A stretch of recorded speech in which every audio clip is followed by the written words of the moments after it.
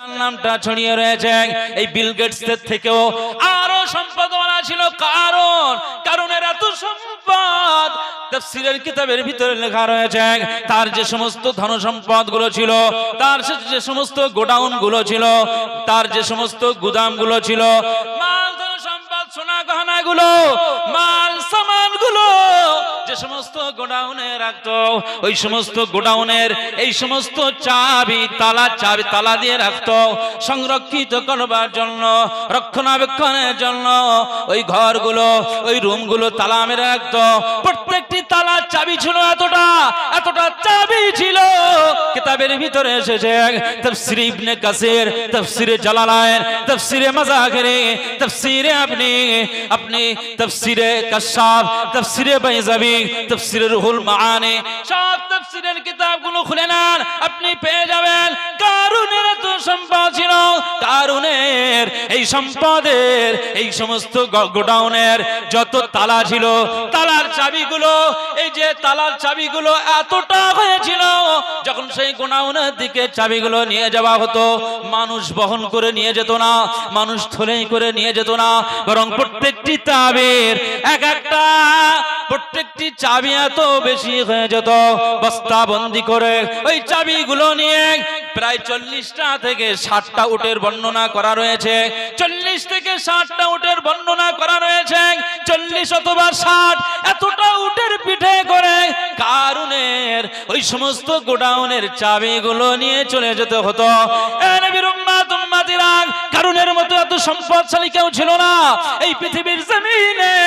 কারুনের মতো এত সম্পদশালী কেউ ছিল না, কিন্তু না, পৃথিবী তার সাথে বেঈমানি করেছে, পৃথিবী তার সাথে বেঈমানি করেছে, পৃথিবী তার সাথে খেয়ানত করেছে, পৃথিবী তাকে ভুলে গিয়েছে। এই নবীর উম্মত উম্মতিরা শুনে রাখো, আমার আল্লাহ পাক তাই জানিয়ে দিয়েছে, পৃথিবী তোমার হবে না, পৃথিবী তোমার সাথে যাবে না, দুনিয়া তোমার হবে না, দুনিয়া তোমার সাথে যাবে না, যদি তুমি আমার সাথী হয়ে যাও। আখিরাতকে তুমি ভালোবেসে নাও, দুনিয়াকে ভুলে যাও, আখিরাতকে তুমি কবুল করে নাও। আমি আল্লাহ পাক জানিয়ে দিলাম, এই পৃথিবীর জমিনে আমার যে সমস্ত বান্দা বান্দীগুলো দুনিয়াকে ভুলে গিয়ে আখিরাতকে যারা কবুল করে নিয়েছে, আমি আল্লাহ পাক ওই সমস্ত বান্দা বান্দীকে আমার নিজের রহমতের কোলে জায়গা করে দিয়েছি। মুসলমান, কারুনের যে সম্পদগুলো ছিল আল্লাহ দেখিয়ে দিলেন। মুসলমানের ছেলেরা, হে নবীর উম্মত উম্মতিরা, আল্লাহ নবী মুসা আলাইহিস সালাম কারুনকে লক্ষ্য করে বলেছিল, কারণ আয় আমার চাচাতো ভাই কারণ, আল্লাহ তোমার যে সম্পদগুলো দিয়েছে, তোমার যে প্রপার্টি দিয়েছে, তোমার যে অ্যাসেট দিয়েছে, এই অ্যাসেটটাই তুমি যে সন্তুষ্ট, এত বড় অ্যাসেট তুমি পেলে, এত সম্পদ তুমি পেলে, পৃথিবীর জমিনে সবচাইতে তুমি সুখী বলে গণ্য। তুমি পৃথিবীর জমিনে তোমার মতো ধনী আর কেউ নাই। এ কারণ আমি মুসা নবী তোমার একজন চাচাতো ভাই হিসাবে, আল্লাহর পয়গম্বর হিসাবে আমার আল্লাহ ওহী নাযিল করে দিয়েছে। তোমার সম্পদ থেকে এলাকায় এলাকায়, এই দেশের ভিতরে কত গরিব মিসকিন অসহায় রয়েছে, কত অনাথ রয়েছে, কত এতিম মিসকিনরা রয়েছে। এ কারণ শুনে রাখো, আমি নবী মুসা আলাইহিস সালাম জানিয়ে দিলাম, আমার আল্লাহ পেগাম পাঠিয়ে দিয়েছে, আমার আল্লাহ ওহী পাঠিয়ে দিয়েছে। এ কারণ তোমার সম্পদ থেকে আমার আল্লাহ বললেন যাকাত দিতে হবে।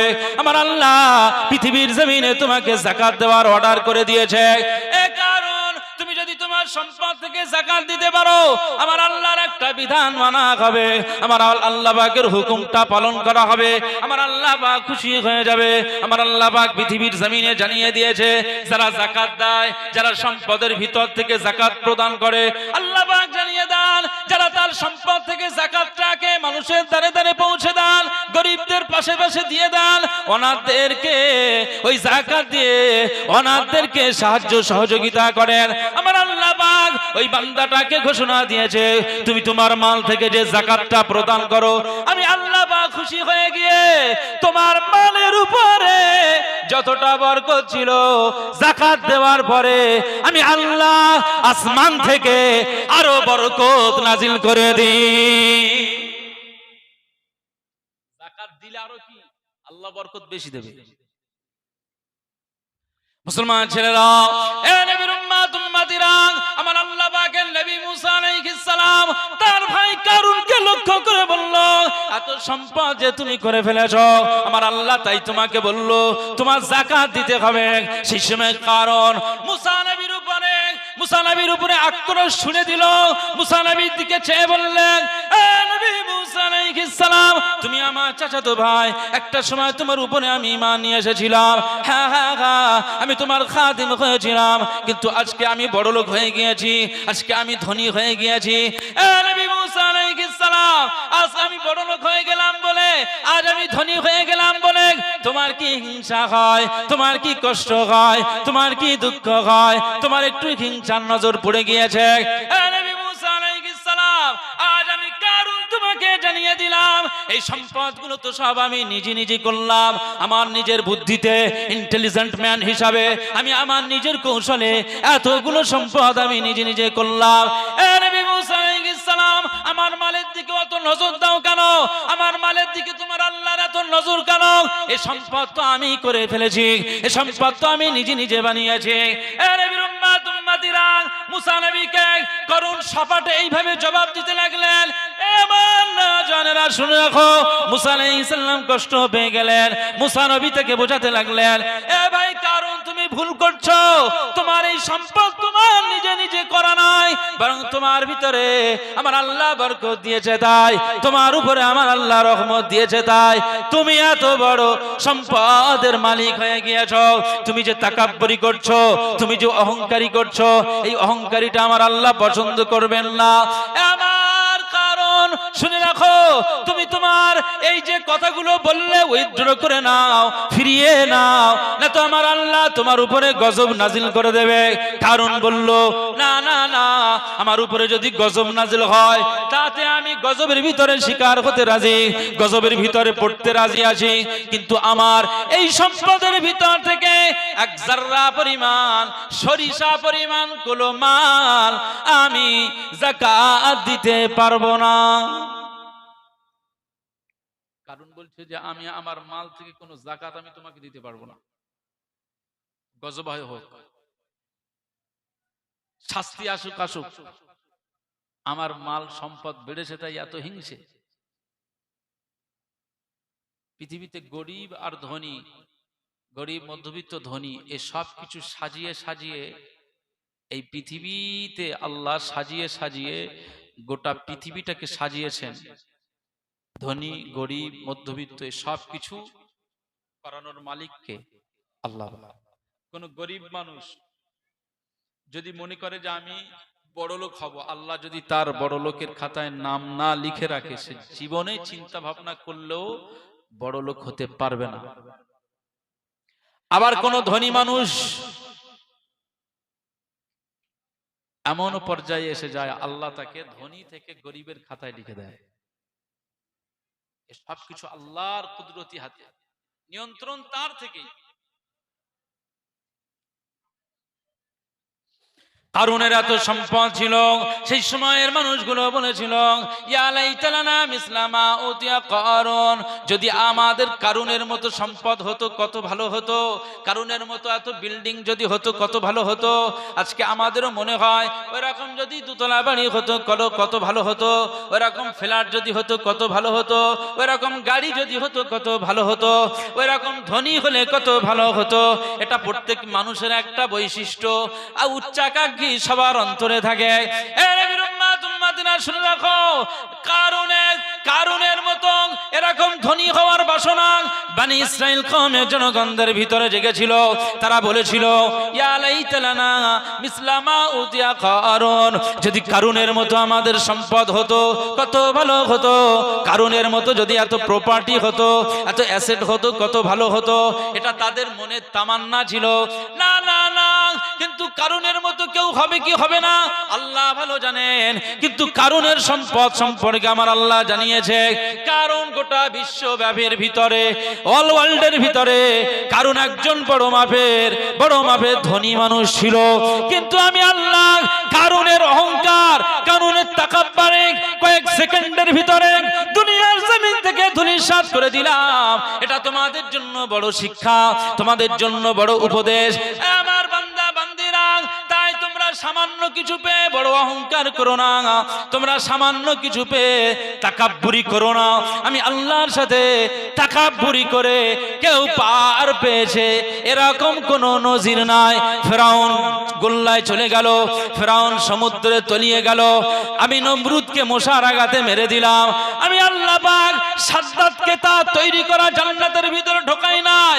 এই পৃথিবীর জমিনে আমি আল্লাহ কারুনকে বেশি দিন পৃথিবীতে স্থায়িত্ব করে রাখি নাই। আমি আল্লাহ কারুনকে জমিনে ধসিয়ে দিলাম। মুসা নবী বললেন, এ কারুন ভাই কারুন, ভুল পথে রয়েছিস, ফিরে আয়, হেদায়েতের পথে তওবা করে না। আমার আল্লাহ পাক তওবাকারীকে বড় পছন্দ করেন। কারুন বলল, না না না না, আমি তোমার কথায় একমত হতে পারলাম না। তোমার আল্লাহকে জানিয়ে দাও, কারুন জীবনে বেঁচে থাকা অবস্থায় কারো যাকাত দিতে পারবে না। তোমার আল্লাহকে জানিয়ে দাও। মুসা আলাইহিস সালাম আমার আল্লাহকে বললেন, আল্লাহ কারুন বলে দিয়েছে ও কারো যাকাত দেবে না। আমার আল্লাহ নারাজ হয়ে গেলেন। এ নবীর উম্মত উম্মতিরা, মুসা আলাইহিস সালামকে আমার আল্লাহ বললেন, ওকে একটু সুযোগ দেওয়া হোক, আবার তুমি ওকে গিয়ে বলো। মুসা নবী আলাইহিস সালাম আবার একদিন গিয়ে বললেন, এ কারুন, আমার আল্লাহ পাকের অর্ডার, তোমাকে যাকাত দিতে হবে। তোমার মাল থেকে, তোমার সম্পদ থেকে, তোমার প্রপার্টি থেকে তোমাকে আমার আল্লাহ যাকাত দিতে বলেছেন, আমার আল্লাহ বলে দিয়েছেন। এই সময় কারুন বলল, আবার তুমি আমাকে এসে ওই যাকাতের কথা একই বক্তব্য আমার শুনতে ভালো লাগে না। সেই সময় কারুন ষড়যন্ত্র করলো তার ভাই নবী মুসার বিরুদ্ধে।